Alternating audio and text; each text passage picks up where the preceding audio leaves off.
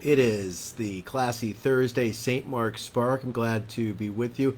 It is opening day here in St. Louis. If there is such a thing as a secular religious holiday in this city, it is opening day for the Cardinals. So I hope wherever you are viewing this today that all the pitches will be hanging curveballs and all of the peanuts and cracker jacks will be delicious. So it is good to be with you.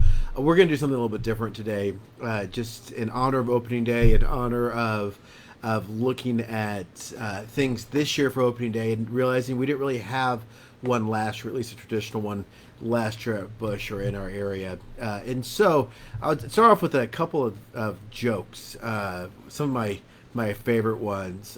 One of the stories is two old men who had been best friends for years, and they both live into their early 90s. And when one of them finds out that he's sick and realizes that this is going to be a deathly illness, his friend comes to visit him one more time on his deathbed, and they're reminiscing about their long friendship, all the time they've had together. And the friend says, "Listen, when you die, do me a favor.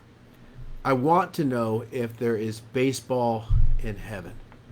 The dying man responds, saying, "We've been friends for a lifetime, so yes, of course, I'll do this for you." And then he dies. He passes away. A few days later, the surviving friend is sleeping when he hears his friend's voice. His friend says, "I've got good news for you, and I've got some bad news. The good news is there is baseball in heaven." The man sleeping says, "Well, what's the bad news?"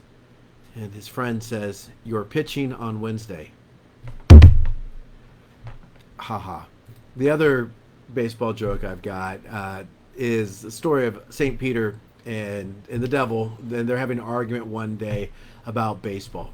Satan proposes a game to be played on neutral ground between a select team from the heavenly host and his own handpicked boys. "Very well," the gatekeeper of heaven says, "but you realize, I hope, that we've got all the good players up here. We've got all the best coaches." Satan says, "I know, and that's all right," he answers unperturbed. "We've got all the umpires down here." So that brings us to the larger theme of why we're talking about baseball today. When I was, I think, a sophomore in high school, we went to go see the movie Field of Dreams. And there was, you might not remember this, some of you would. There was actually a pushback about Field of Dreams by a lot of folks in churches about how it was new agey and it was part of the occult and all this other stuff. But the image of that question that comes back to me is this heaven? And the answer of no, it's Iowa. The question is it heaven? In heaven, the idea of it being a place. Ultimately, as that movie builds up, it is the story of reconciliation. It is the story, in a kind of metaphysical sense, another story of the prodigal, just based on a diamond, where the son, in this case, it's Ray Kinsella, who has a falling out with his father. He wants nothing more than just to be with him one more time and to play catch. And I get chills even thinking about it. The last scene in that movie of the two of them throwing the ball back and forth. I've got a friend, Ethan, down in Springfield, Missouri, and Ethan has a theory, and I think it's a pretty good one, is that when you're playing catch with someone, you can't really have an argument. You can't really have a fight. There's something communal about throwing the ball back and forth, about catching it, about the conversations that we have between fathers and sons, between brothers, between sisters, between friends. There's something about playing catch with one another because there's a reciprocity that is going there. There's something redemptive, I think, that's happening there as well.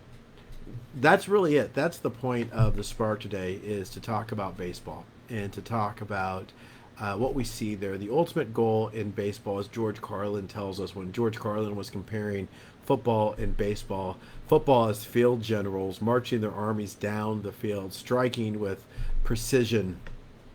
Baseball, on the other hand, is the goal is to go home. The goal is to get home. Football has a set time period. Baseball has innings. Football, if you go over the allotted time, you go into a thing called sudden death. Baseball, you go into extra innings. So I pray that as we watch opening day today, wherever you're at, even if you're not a Cardinals fan or a Royals fan, I'm a fan of both teams, that you will find some blessing in that. But also to see that we see the gospel all around us. We see the gospel in church, but we see the gospel on the green grass of Major League Baseball stadiums and the sandlots of neighborhoods as well.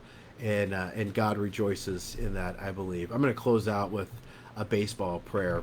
It's a variation on the theme of the Serenity Prayer. God, grant me wisdom to tell a strike from a ball, to know where to throw and to never to fall. Keep me always in the baseline, running straight and true, and I'll look for your sign to stretch one into two. God, give me vision to see every pitch, so if a player needs help, then I will see which. Let me always hustle so I'll be at my best and take pride in myself, in sports and the rest. God, be my strength when I throw the ball when I'm far from home plate or up against a wall. So I never miss a base. Please guide my feet. Bring me home safely so my job is complete. When I help younger players, let me always give praise so they'll see you in me in all of my ways. God, please guide my coach to be fair and smart, to teach us to be good. Let it come from his heart. Let me take a loss just as well as a win. To do any less is surely a sin. As long as I can play, let me make my parents proud, as proud as I am when they yell my name out loud.